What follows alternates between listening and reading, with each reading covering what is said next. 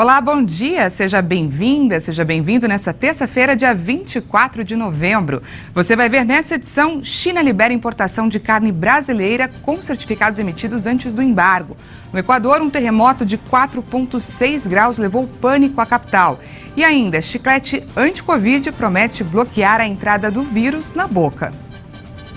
A China liberou a importação de cargas de carne bovina brasileira certificadas antes da data do embargo, ou seja, até o dia 3 de setembro. Há 80 dias, a China resolveu proibir a entrada da proteína bovina brasileira por questões sanitárias. A China autorizou que as cargas de carne bovina brasileira certificadas até o dia 3 de setembro, um dia antes do embargo, possam entrar no país. O bloqueio chinês foi feito há 80 dias, depois que 2 casos suspeitos da doença da vaca louca foram registrados no Brasil.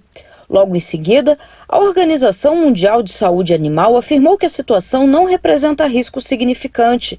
Ainda assim, a China manteve o embargo. A ministra da Agricultura e Pecuária, Tereza Cristina, tem a expectativa de que até o mês que vem o embargo chinês termine.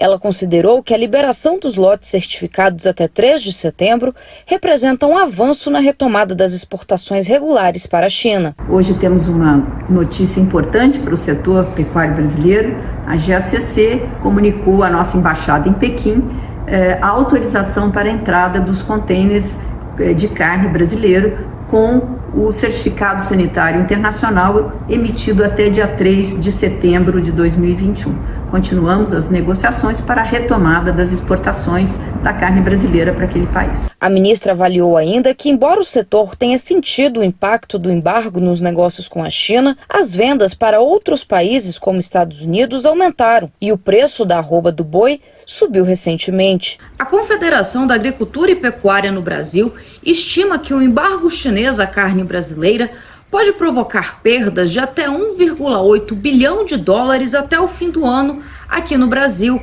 A CNA afirma ainda que não há razões para que a China mantenha o bloqueio das exportações, uma vez que as questões sanitárias que levaram a esta decisão já foram esclarecidas pela Organização Mundial da Saúde Animal. O diretor técnico da CNA afirma ainda que a recomposição dos preços no setor é comum nesta época do ano e que o restabelecimento das exportações da carne brasileira para a China é essencial o quanto antes. Bem, a CNA vê de uma forma muito positiva essa autorização chinesa para a entrada da carne que já estava nos portos, a carne que tinha sido enviada antes do período do embargo da vaca louca, mesmo porque, como nós já temos comentado, não há motivo sanitário para esse embargo se manter até o momento. É algo que já vem prejudicando muito o mercado brasileiro. Em um mês só nós tivemos variações de preço ao produtor que atingiram mais de 20%.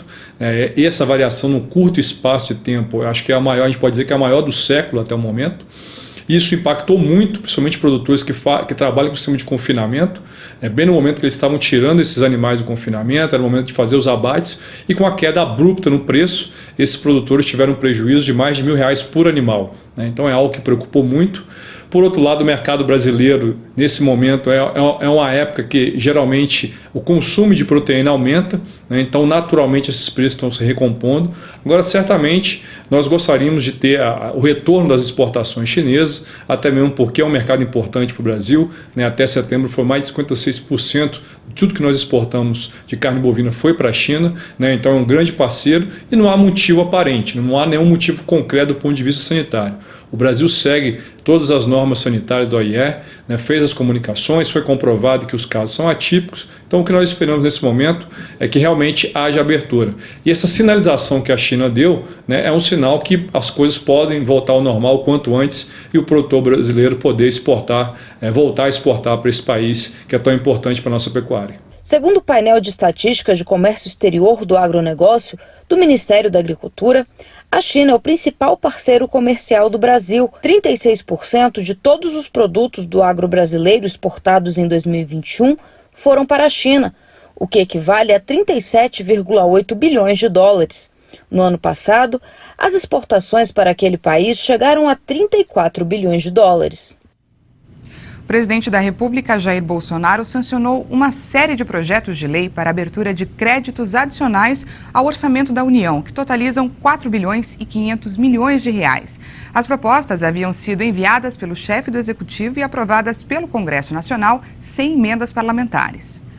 Os projetos prevêem abertura de créditos para órgãos federais, como a Justiça Eleitoral, Justiça do Trabalho e o Ministério Público da União, e também para os Ministérios da Ciência, Tecnologia e Inovações e da Justiça e Segurança Pública. Uma das propostas é o projeto de lei do Congresso Nacional 17 de 2021, que abre aos orçamentos fiscal e da Seguridade Social da União em favor de diversos órgãos do Poder Executivo e de operações oficiais de crédito. Crédito suplementar no valor de R$ 4.113.646.125 para reforço de dotações constantes da lei orçamentária vigente. O presidente Bolsonaro também enviou ao Congresso Nacional um projeto de lei para a abertura de crédito suplementar de R$ 15 bilhões para o Conselho Nacional de Justiça. O recurso será usado para a implementação de políticas nacionais alinhadas à Estratégia Nacional do Poder Judiciário. Segundo a SGPR, os valores serão investidos em programas como incentivo à participação institucional feminina, enfrentamento à violência contra as mulheres, monitoramento e resolução das demandas de assistência à saúde, promoção da aplicação de alternativas penais com enfoque restaurativo em substituição à privação de liberdade e atenção e apoio às vítimas de crimes e atos infracionais. A filiação de Jair Bolsonaro ao Partido Liberal já tem data, será no dia 30 de novembro. A data foi definida em reunião do chefe do Executivo com Valdemar da Costa Neto, presidente nacional do partido. A oficialização do ingresso de Bolsonaro ao PL está prevista para acontecer em reunião na sede do partido em Brasília, às 10h30 da manhã. A capital do Equador, Quito, viveu nesta terça-feira momentos de pânico após um terremoto de 4,6 graus. O tremor foi sentido com força em Quito antes do meio-dia. A capital tem 2,7 milhões de habitantes. Vários hospitais e edifícios públicos foram evacuados preventivamente. Após o terremoto principal, houve 2 réplicas de até 1,4 grau. As autoridades não reportaram vítimas. O Instituto Geofísico informou que o abalo ocorreu a 4,3 quilômetros de profundidade e atingiu os 4,6 graus, tendo como epicentro a principal cidade equatoriana. Pelas redes sociais circularam imagens de pedras sobre as vias e vidraças quebradas. O tremor também foi sentido nas províncias vizinhas de Imbabura e Cotopaxi.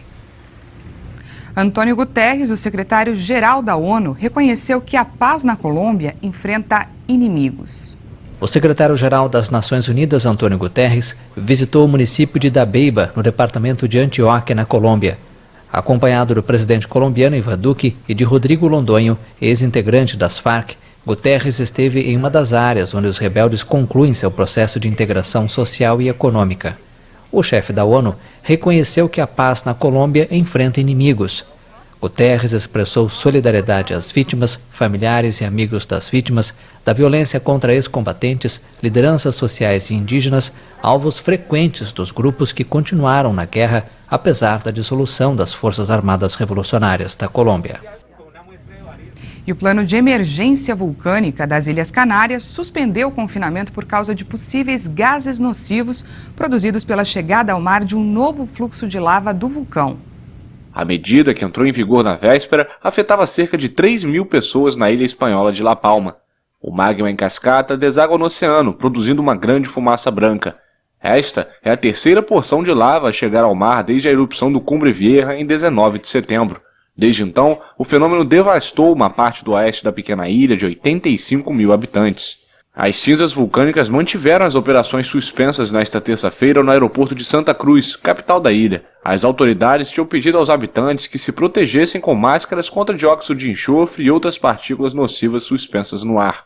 Especialistas não preveem quando vai ser o fim da erupção, que já afetou quase 1.500 construções, dos quais cerca de 1.100 são residências. Segundo os últimos dados do Sistema Europeu de Medição Geoespacial Copérnicus, a lava cobriu 1.065 hectares.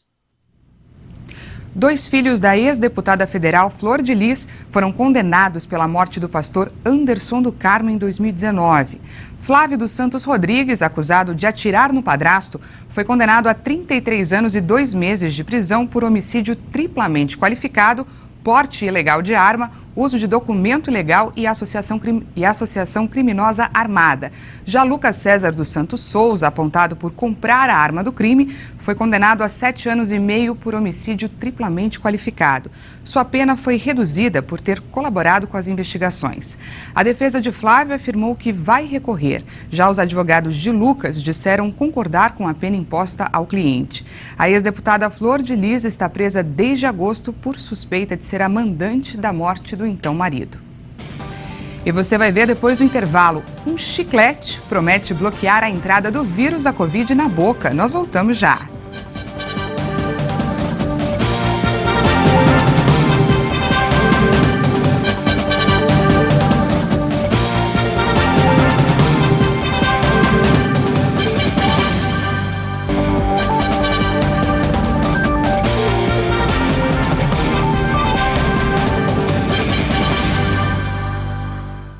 Estamos de volta ao vivo, agora são 8 horas e 45 minutos no horário de Brasília. A Câmara dos Deputados deve votar hoje a medida provisória que cria o Auxílio Brasil. A PEC dos precatórios, que abre margem fiscal para o pagamento do auxílio de R$ 400, pode ser alterada no Senado, que pretende tornar o benefício permanente. O texto da medida provisória que cria o Auxílio Brasil seria votado no plenário da Câmara nesta terça-feira, na sessão convocada para o início da tarde. Mas no fim do dia, líderes informaram que a discussão ficaria para esta quarta-feira por causa do baixo quórum na casa. A MP substitui o Bolsa Família pelo Auxílio Brasil e muda critérios para o recebimento do benefício, criando incentivos para produtores rurais, jovens atletas e estudantes de destaque acadêmico. O auxílio social começou a ser pago este mês com um valor médio de R$ 224. A expectativa do governo federal é que o benefício passe para R$ 400 a partir de dezembro, com a aprovação da PEC dos precatórios. O texto já aprovado pela Câmara está sendo discutido no Senado e pode receber alterações naquela casa. Uma das mais relevantes é a que torna o pagamento do auxílio de R$ 400 permanente, e não só até dezembro de 2022, como anunciado inicialmente. O presidente da Câmara, deputado Arthur Lira, disse que está em conversa com o relator do texto, o senador Fernando Bezerra Coelho, e que a proposta de tornar o auxílio permanente não terá resistência na Câmara. Caso o texto seja aprovado no Senado com alterações, terá de voltar ao plenário da Câmara para nova discussão. O Brasil atinge a marca de 613 mil mortes pela Covid. E segundo o Imperial College de Londres, a taxa de transmissão da doença voltou a subir no país e passou de 0,99 para 1,06 nesta semana. Em 24 horas, o Brasil registrou mais 284 mortes por Covid-19. Agora, o país chegou a 613.066 vítimas da doença. Também foram confirmados mais 10.312 novos casos de um dia para o outro. No total, já são mais de 22 milhões e 30 mil diagnósticos positivos para o coronavírus. A média de mortes está em 227 vítimas por dia. Segue abaixo de 300 pelo 22º dia seguido. Com uma redução de 5,6% em relação a 2 semanas atrás, a curva volta a apresentar tendência de estabilidade.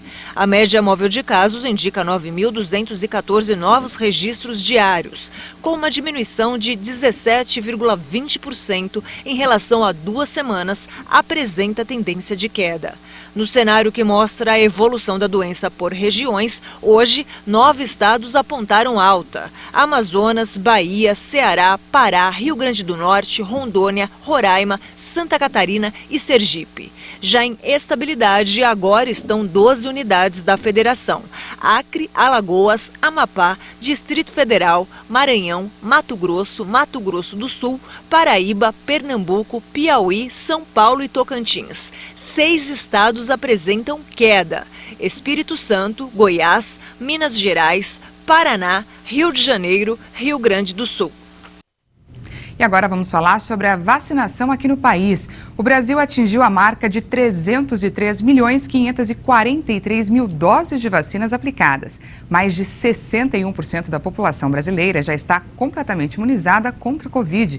Segundo o Ministério da Saúde e as secretarias estaduais de saúde, mais de 158.242.000 pessoas tomaram a primeira dose.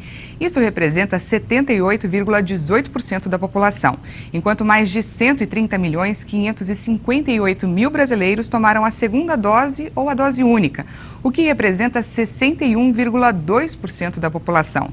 E a dose de reforço já foi aplicada em mais de 14.741.000 pessoas, 6,91% da população. Em um dia, foram aplicadas mais de 27.741 doses de vacinas contra a Covid. Cientistas dos Estados Unidos criaram um chiclete que promete reduzir o coronavírus. A goma de mascar contém uma proteína para reter o vírus da Covid e a carga viral na boca do infectado. Os pesquisadores da Universidade da Pensilvânia, nos Estados Unidos, criaram o chiclete experimental, que pode limitar a quantidade de coronavírus na saliva e ajudar a conter a transmissão quando as pessoas infectadas estão falando, respirando ou tossindo. A goma de mascar contém cópias da proteína conhecida por reter as partículas de coronavírus. Ela é encontrada na superfície das células que o vírus usa como porta de entrada para invadi-las e infectá-las. Em vez de invadir as células, o vírus se ligaria às proteínas do chiclete. Segundo os pesquisadores, em experimentos em tubo de ensaio com amostras de saliva de indivíduos infectados, as partículas de vírus se ligaram aos receptores no chiclete. Como resultado, a carga viral nas amostras caiu em mais de 95%. No estudo publicado na revista científica Molecular Therapy, os cientistas afirmam que a goma de mascar especial prende o vírus. A estratégia geral é acessível para proteger os pacientes da gravidade da doença por meio da reinfecção, quando os vírus se replicam na boca e invadem novamente as células e minimizar a transmissão para outras pessoas. O uso da goma de mascar para reduzir a carga viral na saliva ajudaria a aumentar o benefício das vacinas e seria particularmente útil em países onde os imunizantes ainda não estão disponíveis, já que os custos são baixos. A Serasa promove o feirão do Limpa Nome em 6 capitais e também pela internet. Mais de 100 empresas participam da negociação com inadimplentes. A Serasa está promovendo o feirão Limpa Nome. No evento, o consumidor inadimplente tem a oportunidade de negociar a dívida para conseguir quitar. O feirão acontece de forma online no site serasalimpaNome.com.br, com mais de 100 empresas dispostas a negociar com os devedores. Em 6 capitais brasileiras, São Paulo, Belo Horizonte, Rio de Janeiro, Fortaleza e Manaus, o feirão também acontece de forma presencial. Os descontos oferecidos são os mesmos dos canais digitais e chegam a até 99% do valor da dívida. Além do feirão, a Serasa lançou também o programa de auxílio dívida. O aplicativo pode ser acessado até o dia 30 para pagar à vista dívidas acima de R$ 200. Com isso, o consumidor ganha R$ 50 de retorno. Segundo a Serasa, a partir do pagamento da primeira parcela do acordo feito, o cliente tem até 5 dias para o nome sair do cadastro de inadimplentes. A negociação da dívida permite aos consumidores que voltem a ter crédito e a consumir. Especialistas de universidades e da sociedade civil realizaram testes públicos para verificar a segurança do sistema de votação eletrônica no Brasil. Serão executados 29 planos de ataque hackers aos equipamentos e sistemas para tentar encontrar eventuais fragilidades. A checagem da vulnerabilidade do sistema de contagem de votos não é um procedimento novo. Esta é a 6ª edição do evento realizado pelo Tribunal Superior Eleitoral. O teste público de segurança existe desde 2009 e em quase todos eles nós fomos capazes de aprimorar alguma coisa do sistema com a ajuda desses investigadores, como nós chamamos. De acordo com o TSE, a ação faz parte do ciclo de transparência das eleições. O primeiro teste ocorreu em outubro com a abertura dos códigos-fonte dos sistemas eleitorais. Esse trabalho que a gente faz, trazendo a nossa tecnicidade, ele acaba entregando para todo esse processo uma série de aparatos técnicos de avaliação. Então, buscando brechas, vulnerabilidades, o nosso objetivo é um hack, mas hackear trazendo a possibilidade de correções ainda para o ano que vem.